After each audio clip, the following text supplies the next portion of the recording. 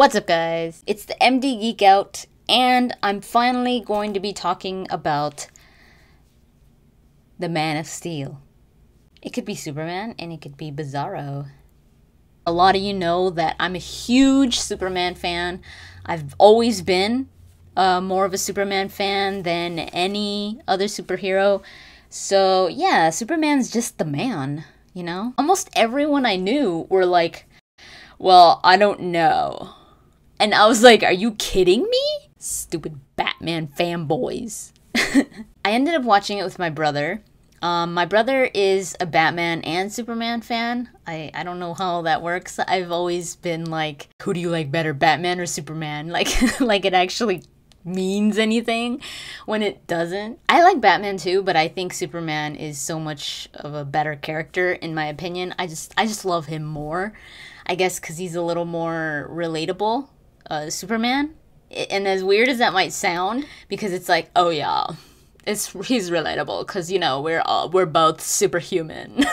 I always saw this other side to Superman, like in everything that I ever watched, in the movies, in the cartoons. I always saw these like subtle hints of a human. And as contradictory as that is, because it's like he's not a human. I think that because he was raised on Earth, he really, you know, being human is all he knew. So he was a human that was experiencing these crazy powers. And could you imagine how scary that must have been for him, especially as a child? He must have been like, this is scary. Because he didn't know he wasn't from Earth. He didn't know he was some alien. And I never felt like they really went into that. They always made him like all this like, you know, happy hero and like, yes, I'm gonna save humanity. Like they call him a Boy Scout and all that. But I think the old Superman films, like with Christopher Reeves, I think they did kind of go into a little bit of his struggles in Superman 1 as a teenager and all that, but not really. They had him like kind of enjoy his powers. Or he's like racing the train and he's all like laughing and everything. And I always wanted to see a Superman film that really went into how hard that must have been for him. But in the Man of Steel, they actually went into it and they showed it. And I loved that. I loved that so much. That was like my favorite part of the movie, was that they went into detail of him feeling alienated and him feeling like, you know, like he didn't know who he was and like confused and why am I like this, you know? And my favorite part of the whole movie was when he was a kid and he's sitting down in his classroom and he starts having these symptoms of his X-ray vision, and he starts seeing people like, you know, like seeing through them, and he's like freaking out. That was my favorite part of the movie because I was like, that is scary to think of. Another thing that I loved was Jor-El. I've always been a really big fan of Jor-El, like his father. He was one of my favorite characters in the first Superman films, and I remember since the first Superman films, I always remember seeing Jor-El with the Superman S, and I was always like, why does Jor-El have it? Like, what does that mean? And they never went into that. And in the Man of Steel, they actually went into it, and they were like, it means hope and all that.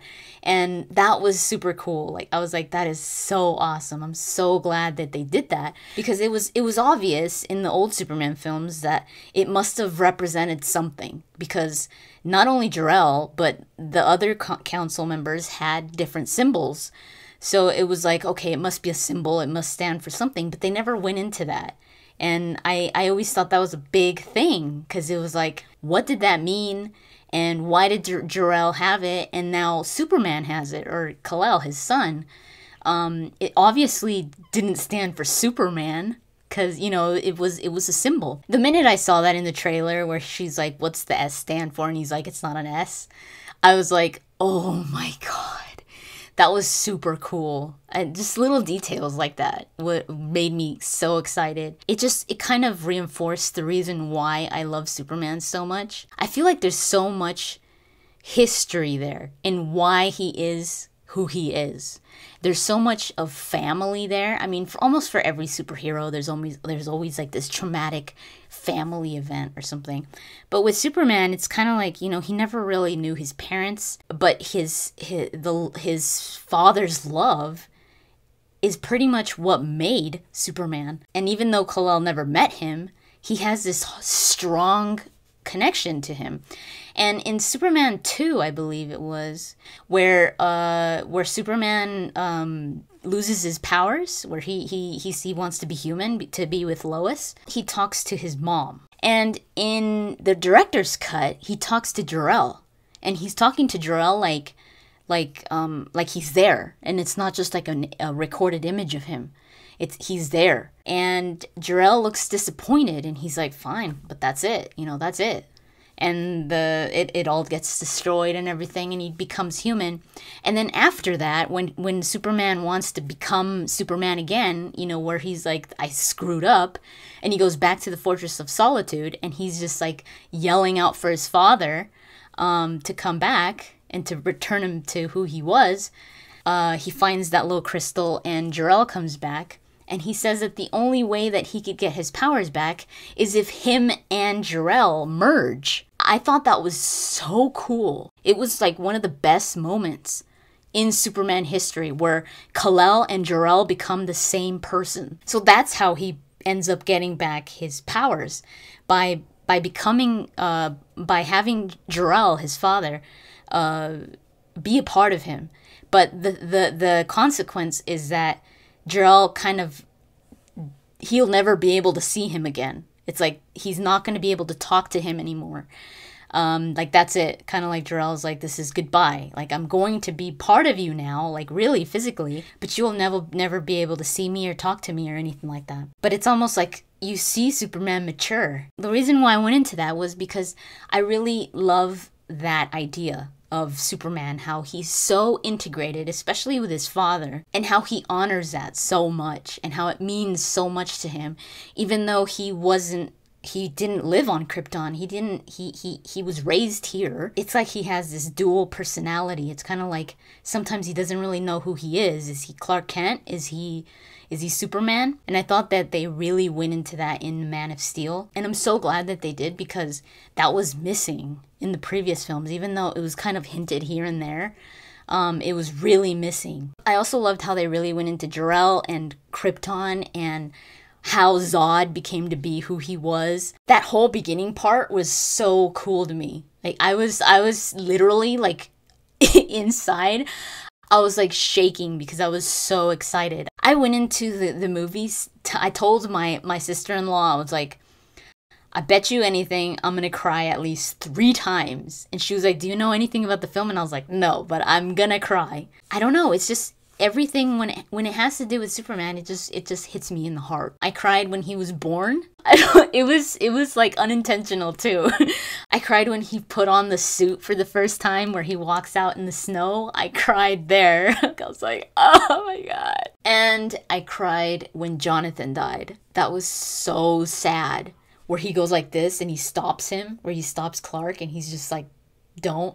Oh my god, I started crying. I was like, oh. And then the little robot, that was talking to Jor-El, I forgot what he called him, or her. It sounded like it had a female voice. But, robots don't really have gender, so it doesn't really matter if it's a he or she. It's an it. I had read that there was going to be references to Brainiac in this film. So when that little robot comes out, I forgot what Jor-El was calling it. I was like, oh my god, I think that's going to be Brainiac. Like, right now, his name's not Brainiac, or its name's not Brainiac, obviously, because that's a weird name for you to put, for you to call a little robot like, hey, Brainiac. I think eventually that little robot is going to turn out to be Brainiac. There was some visual references to Brainiac. Those wires that were like flying all over the place when the pod was leaving. If you know anything about Brainiac, you know that there's a lot of like little wire thingies attached to Brainiac. Another thing was when they destroyed that gravity thing that was like that thing at the end.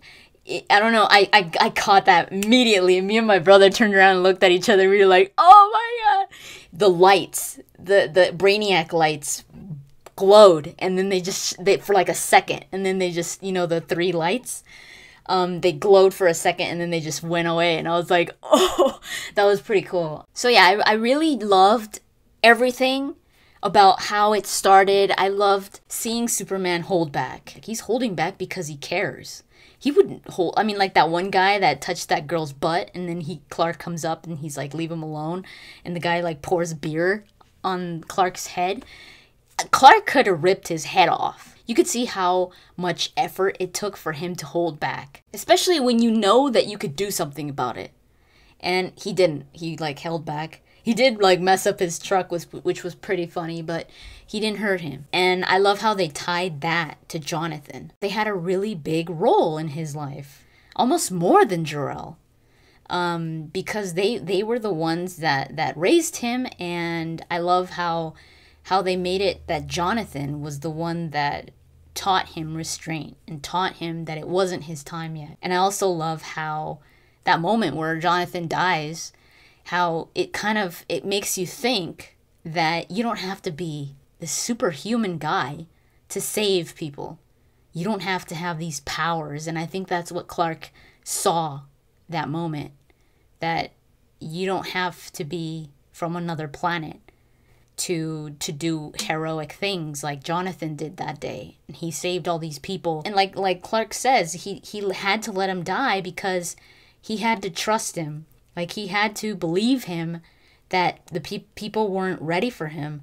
And he couldn't, like, Jonathan gladly died knowing that his son was safe. And I think that moment probably pushed him towards being the person that he ended up being. There was a lot of things that I loved about the movie, and there was a lot of things that I didn't really like. There was a lot of moments where I was like, and not just that I didn't like it, it was like disappointment. One of those was the Fortress of Solitude. It was a spaceship in the ice, and and then the spaceship leaves and goes off into space or wherever. I didn't like that. That's more of a personal opinion, because I'm not saying that that's horrible in general. I'm just saying I didn't like it. Another thing was that I didn't like that Lois found out that Clark was Superman. But in the beginning, I was like, okay, whatever. They're gonna pull a Superman 2 or something. But I was like, we'll see how it ends, okay? Right now, okay, Lois knows that Clark is Superman. I don't know how I feel about the Phantom Zone either. The Phantom Zone, where Zod was and his crew, I don't want to sound like I'm comparing the original Superman films with this one, because I don't want to compare them because they're different. I'm not really saying they should have done it like this. No, I'm not saying that. I'm glad that they went their own route. But when it comes to specific things like the Phantom Zone, even though it looked really cheesy in the old Superman films, I think that was a better idea than how they had it in the Man of Steel, because it wasn't like they're never gonna get out of there. It wasn't, because they were just like trapped on their ship. It was like almost like they were marooned. And it's like, oh, we'll just, we'll just fix this here and there and all that. They should have done it where they wouldn't have even been able to move. Kind of like they did with the old Superman films. Not in that cheesy way, but that they had no way of getting out of there. Because in this way, it was just like, okay, that doesn't seem that bad. They're marooned, but you kind of have this hope still. You're like, dude, I know what to do. I know how to get out of here. Because that's eventually what happened. I guess it worked because they did have to have a way for Zod to get out of the Phantom Zone. But I think they could have done it another way, where Zod could have been completely helpless, where he was just like, there's no way I'm getting out of here. And then it happened to escape somehow. I don't want to say exactly how they did in the old Superman films, but I mean, they did it there, so I'm sure they could have done it in a different way here. There was a lot of references in this movie. There was some references for the old Superman films. There were some references to Batman, like Wayne Enterprises. I think the Satellite said that. And there was also the Lex, like the LexCorp thing. on a van, I think. And then there was also the pod from Superman 1, the star-shaped pod that was like it would like go through through space where Superman landed on Earth. That little star-shaped pod was in the movie in Man of Steel. It was one of the parts where Zod is like talking about what happened. I think it was Zod or Jor-El, I forgot, where he's like explaining what happened to Krypton, and behind them you could see like what's going on, like what happened on Krypton, and you could see the little starship like flying in the background. So I'm finally getting to the point where I really started to feel like I was watching a different movie, like where I'm like, what the hell is going on? This was a long movie. This was like 2 hours something movie. Once Zod gets there, it becomes one of those movies like the government against aliens. I've seen that so many times that I'm just like, okay, I'm just gonna deal with it. Whatever, you know, let's just go with it. I don't even know how to go into this.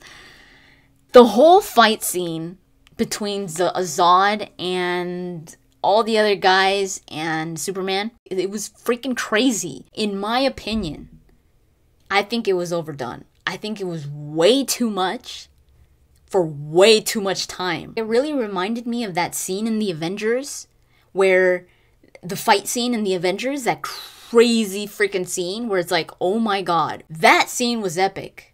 Like, it was crazy. I loved that scene. And it was crazy, but it was just the right amount of crazy for just the right amount of time. With Superman, it was like that, but taken to like the next level. The destruction that happened was insane. I don't think there's ever been that much destruction in a superhero movie. I mean, you had that freaking gravity thing destroying bit by bit. You had freaking Zod and those other dudes destroying building and building with Superman. I mean, every scene in the fight scene was breaking buildings.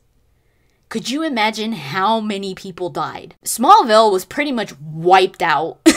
Metropolis, maybe like half, maybe like, if you're lucky, a quarter of Metropolis was destroyed. And you know what I kept thinking? I was like, there's no way that they're gonna leave Metropolis like this.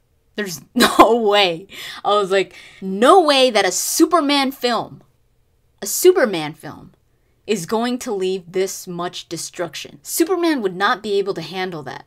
Would not be able to deal with so many lives lost because of his fighting. Knowing the way that Superman is, even in the Man of Steel, do you really think that he would have put that many lives in danger? When Superman fights Zod in the previous films, I mean, it was an older film, so they really didn't have the opportunity to do everything, all the CG that they did in this film, but they still did a lot of destruction. But there you could see Zod playing with Superman, like playing with him by exploiting his weaknesses, which were killing people, which were putting people at risk. And Superman, like, he would forget about Zod to go help the people because he was like, there's no way I'm gonna let these people die, you know, just to fight Zod.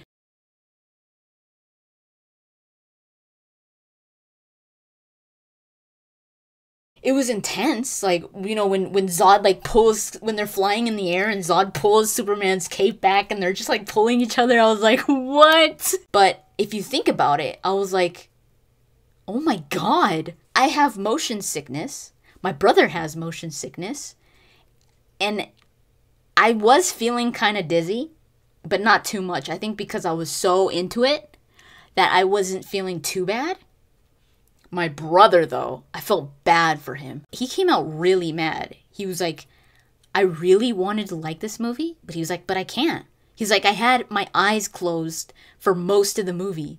And I was like, why? And he was like, because of the crazy fight scene at the end. He's like, I couldn't even watch it. It was just way too crazy. And I did see him get up and go to the bathroom in one of those moments.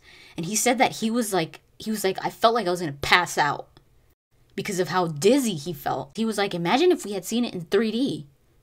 I was like, no way, dude. I mean, obviously that didn't happen to everyone, but to people that have those symptoms, it sucks. And I was like, why couldn't you see the other half of the film? And he was like, because of that stupid moving camera. So they make it feel like it's hand recorded by a handy cam or something like that, where they move, the camera moves like this. I didn't notice it too many times. I guess, like I said, because I was so excited to see it. I noticed it when Jonathan was talking to Clark when he was like a teenager, when he saved the bus, when they're sitting behind the truck. I noticed it then. Like, I really noticed it. And I was like, oh man. The Hunger Games did that too. But the Hunger Games, I felt like I could not watch that movie. That movie was horrible for me. And not because it was bad, like the story and all that. I hated that movie because I felt like I was going to barf the whole time. I was like, oh my god, I can't see this. I cannot see this. And it was because of that stupid camera. I don't know why they do that. I hate that they do that now. Like, do they have to? They don't have to. Like, the whole CG fighting at the end, okay, that is fine. You know, that it's not like they have to do that, but whatever. But the camera, they really don't have to do that. I kept telling myself, after seeing so much destruction for so long, for such a long time, that was like an hour or more of pure destruction, of pure breaking buildings, and Lois ending up strategically and coincidentally at every scene. Lois was there. Where it's like, Superman's fighting right here, they fly like miles away, and then Lois is there. Lois comes out running and she's like, and I'm like, dude, what is up with, does she have like a jetpack or something? And how come, like, every time Superman would fight with one of the guys, one of the Zod's guys, they'd fight for a little bit, and then the ship would come and pick that guy up and then leave. And then again, Superman would fight with one of the guys, and the ship would come and pick them up and leave. And they wasted so much time with that. They should have made the movie shorter. But instead of thinking they should have added more of this instead and kept it the same size, no, I think it had a good amount of, you know, his origin and all that. That was good. If they want to save the Lois stuff for the next movie, okay. But they should have cut the fight so much shorter.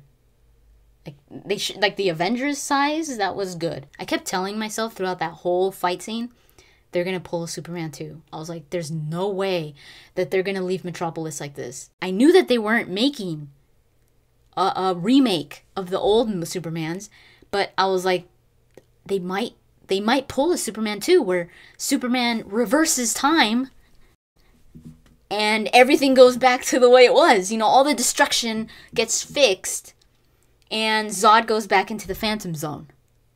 I was like, that's gotta be it. Because I was like, how is he going to destroy Zod? And it can't be that he's going to leave Metropolis like this. That's what I kept telling myself. I was like, there's no way. I'm not saying that I would have liked it better. I'm not saying that I would have preferred that, because that's kind of far-fetched. It worked for the previous Superman films for me, but for this one, I don't know. But that's what I thought that they were going to do.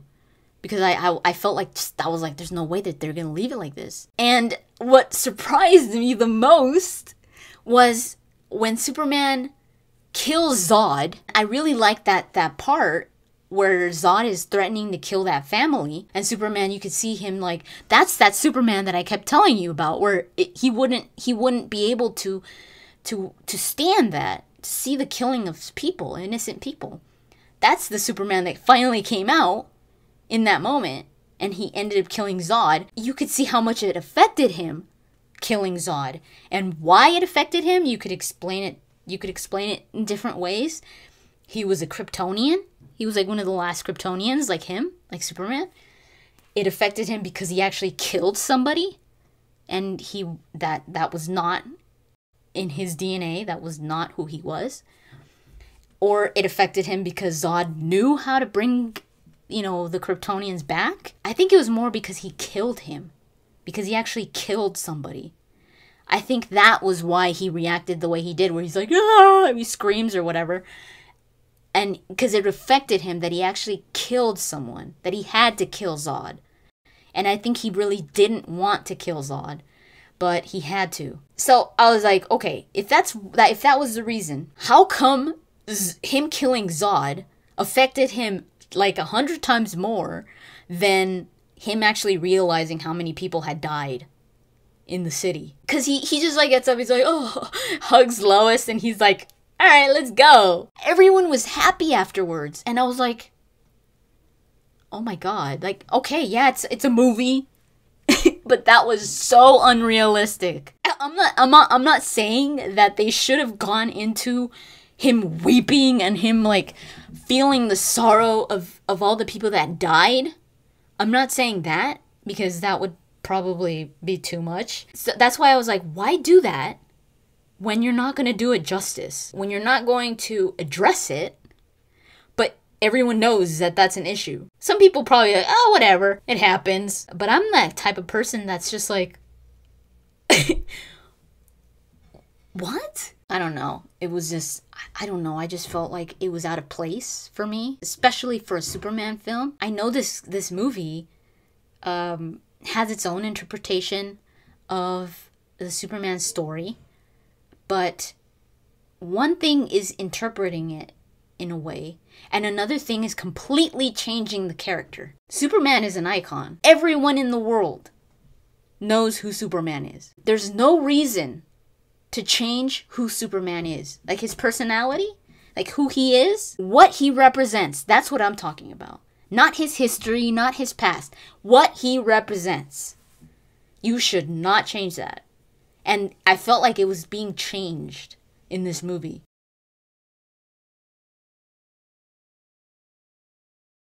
I don't know, I felt like it was out of place, where I'm like, Superman would not have done that. I don't know. I don't know if I was judging it too much, too closely because of how much I love Superman. I have no idea. But I did go in there open-minded. I was like, I'm ready to... I don't care if they change his history. I do not care. I don't care if they tell a different origin story. As long as it's good and it fits, I'm all down. I was good with the origin story. I loved it. But what I didn't like was how Superman was reacting in that fight. Like, he felt like he was the Hulk or something. Like this mindless destroyer. Scottish Warrior 92 sent me this link once, a while ago. And he was like, do you remember seeing this? And I don't remember where it was from. If it was from the Justice League or the Superman animated series. But it looked like those animated series. But I'll put it in the description so you guys could see it. It was a fight that Superman had with Darkseid. It showed how Superman, from that point, had been holding back with the way that he would fight villains and all that. That he was holding back. That says so much about Superman. And it was something that was being established in the Man of Steel by Jonathan.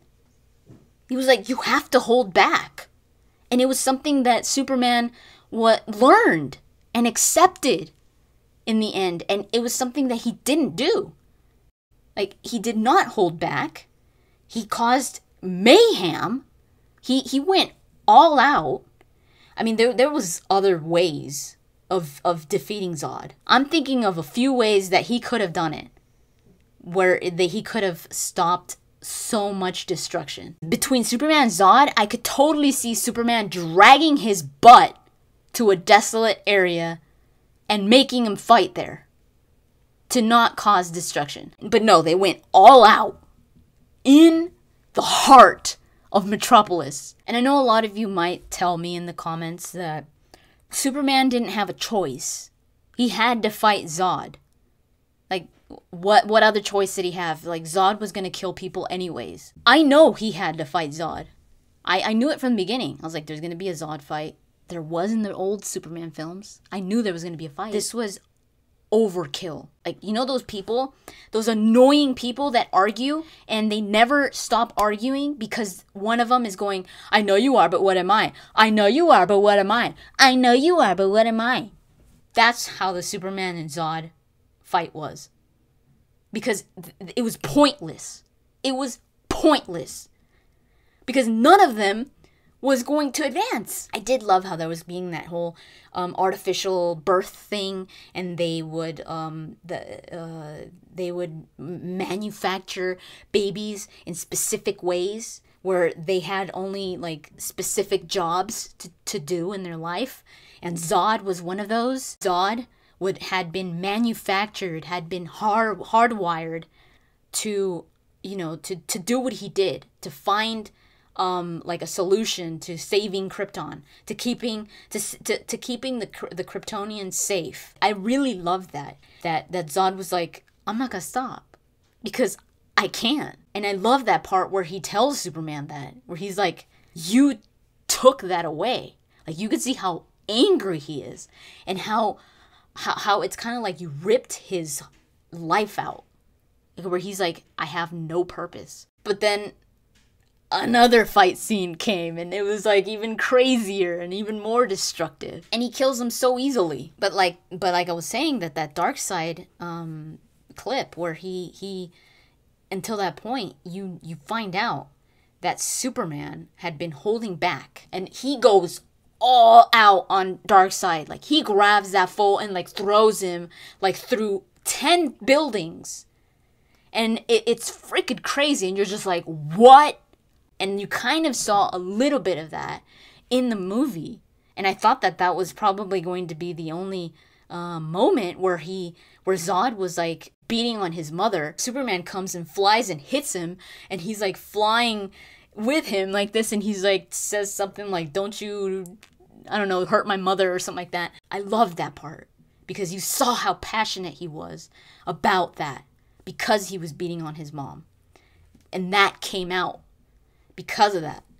But then he was reacting that same way throughout the whole movie, where it's like, oh no, it wasn't just because of my mom, you know, I just don't like you. I think they could have done it in a more meaningful way. I really do think, especially with what the movie had been establishing, you know, what Jonathan kept telling him, and how he had to hold back, and how the people weren't ready for him and all that, and how his powers were so strong that he had to hold back. Like when that bully was bullying him, and he didn't fight back, but he twisted the pole, and Jonathan was like, that's you know, that's what you're supposed to do, because you could have destroyed that kid. The whole kryptonite idea was kind of teased in this movie, but it wasn't because of kryptonite. It was more of like the atmosphere of the ship, how it was different, and Superman was feeling that. And the opposite for Zod and his posse on Earth, they were feeling how different they were feeling. I did like that, the symptoms that they were getting all at once, where they're just like, what the hell? In the previous Superman films, it was just like, yes, I'm so strong, wahaha. And in this one, it was like, holy crap, what is going on? And I love that. I almost liked everything. Definitely liked more than what I didn't like. And what I didn't like was all that fighting, that nonsense fighting. That was just, it got to be so much after a while that I was like, oh my God. I seriously got tired of it. With what I'm saying, I think the main issue was that Zod wanted to bring back Krypton. I think that was like remake Krypton on Earth. They wouldn't have had that gravity thing, and there wouldn't have been so much destruction, because I really liked that Zod hated Kal-El by default, because he hated Jor-El. I kind of liked, in the beginning, I was like, I like that Zod and Jor-El were friends. I kind of like that, but I would have preferred it if Zod came back to Earth for the simple reason to kill Kal-El. That would have been better, in my opinion, because it would have made it more personal, and it would have made it so that Zod had this anger in him, where he's just like, I'm gonna kill him, and not so much kill everyone around me, you know? I think he would have put people in danger just to get to Superman, because, you know, that's what he does. But I would have loved more of like a personal vendetta towards Kal-El, because he hated Jor-El. instead of that whole creating Krypton again. It would have made Superman really reflect what had been established throughout the whole movie, really reflect what Jonathan had told him, and even Jor-El. How Jor-El kept telling him, you have to keep them safe, you know? You have to become a human first so that you could then save them. And then they kept Lois knowing that Clark was Superman. I did not like that. One thing that I love about the Lois and Clark relationship, I'm almost more picky about Clark than about Superman. So I don't know how they're going to portray Clark in the next movies. If they portray a different Clark like they have in the past, where they make him a little more suave, that's going to piss me off. That's going to really piss me off, because Clark and Superman have to be completely different. You cannot have them pretty much the same. And that's one of the things that I love about Clark and Lois, is how goofy and clumsy Clark is, and how Lois is just like, oh my god, this guy. The chief has her freaking drag Clark around, and where she's like, oh my god, this guy's just tagging along. She cares for him. He's a friend. But one thing that is a major thing in their relationship, in the Clark and Lois relationship, is that she's not attracted to him. She sees him as a friend, as a brother. She's attracted to Superman. And that's where that tension comes. Because Clark is like, girl, if only you knew.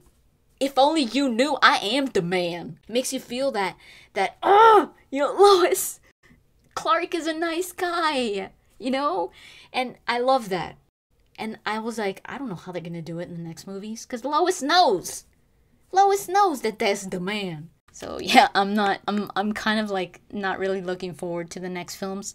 I'm going to watch them, obviously, but I'm kind of like, I'm kind of dreading it. Because just knowing that Lois knows who Clark is, you're going to miss out. I did like the movie, though. I had my issues with it, but I did like it. I enjoyed it, especially in the beginning, interpreting what it was like to be Superman. I loved Jor-El. I just loved that whole backstory. How he started to see his or experience his symptoms, and I love the role that Jonathan had in his life and all that. You guys have to remember that this is my opinion. This is my opinion. I always get people saying, you're wrong. If you loved it, awesome. I could see why a lot of people loved it. I really could. So yeah, that's pretty much it. That's pretty much what I thought about The Man of Steel. Let me know what you guys thought of The Man of Steel in the comments, and I'll talk to you guys later.